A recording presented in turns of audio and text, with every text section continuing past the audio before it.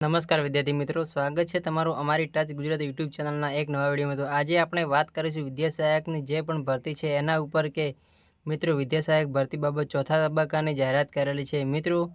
તો આપણે ધોરણ 1 થી 5ની જો વાત કરવામાં આવે તો ધોરણ 1 થી 5માં ચોથા તબક્કાની જે પણ મોટી જાહેરાત કરી છે તમામનો ભાઈ વારો આવવાનો છે। હવે શું એમાં શા માટે કીધું કે ભાઈ તમામનો વારો આવશે?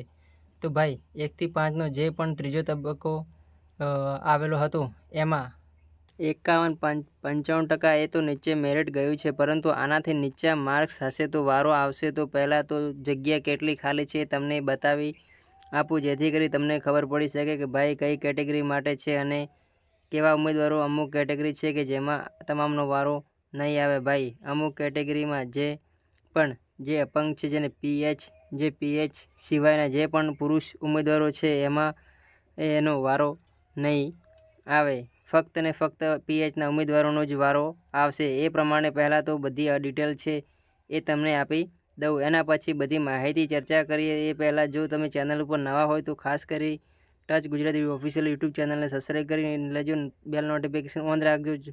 જો આ વિડીયો પસંદ આવે તો એક લાઇક કરી તમારા બધા મિત્રો સુધી શેર કરવાનું ભૂલતા નહીં।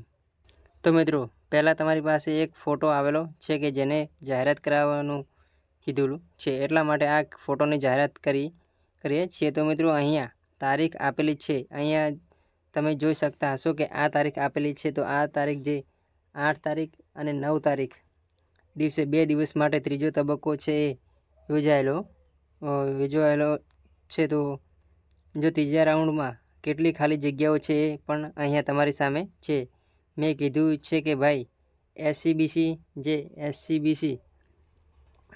લગભગ બીજો તબક્કો એ પ્રમાણે તબક્કા નહીં આવે તો નથી આવેલો ભાઈ, ત્રીજો તબક્કો તો આવવાનો જ નથી। એસસીબીસીનો ઓપન કેટેગરી માટે આવશે। હવે કેટલી જગ્યાઓ બાકી છે, શું છે, નથી, સંપૂર્ણ માહિતીની ચર્ચા કરીશું। અને જો મિત્રો તમારે જે પણ જિલ્લાવાર કેટલી જગ્યાઓ ખાલી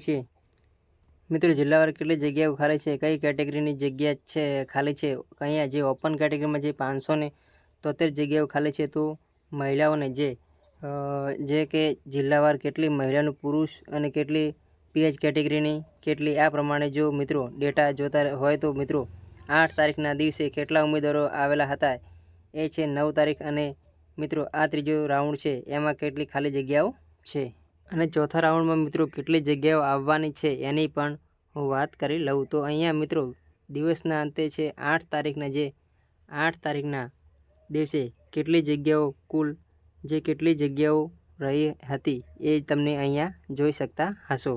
જેમ કે આ 622 જગ્યામાં મિત્રો કેટલી ભરાયેલી છે, કેટલી એમાં તો મિત્રો એસસીબીસીમાં તો એક પણ છે, જે એસસીબીસી છે તેમાં એક પણ છે જ નહીં, તો તમને પણ ખબર છે। જે પીએચમાં મિત્રો પસંદ થયેલ છે તે 0 જગ્યાએ છે, એનું શું કહેવાય કે આપણે એસટી કેટેગરીમાં જેટલી જગ્યાઓ ખાલી હતી મિત્રો ઓલમોસ્ટ જે 70% જગ્યાઓ ભરાઈ ગઈ છે। હવે ખાલી જે 58 જગ્યાઓ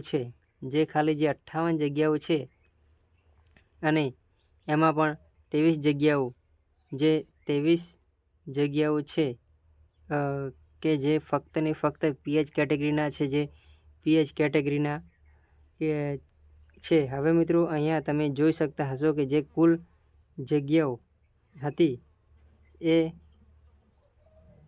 જે 949, જેમાંથી 292 જગ્યા ભરાઈ ગઈ છે અને જે 657 જગ્યાઓ છે કે જે ખાલી છે। એના પછી મિત્રો વાત કરવામાં આવે તો એસસીની વાત કરવામાં આવે અને ઈડબ્લ્યુએસ કેટેગરીમાં હવે પીએચની જગ્યા બાકી રહેલી છે।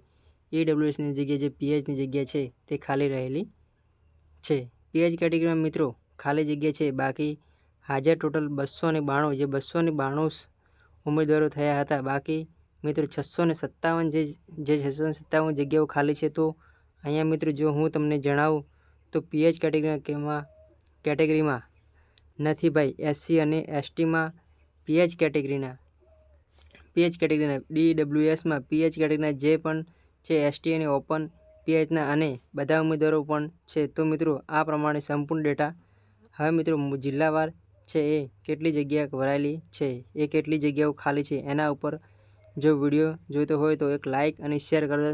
ફરી મળીશું નવા વિડીયો સાથે. જય હિન્દ, જય ભારત, જય વંદે માતરમ.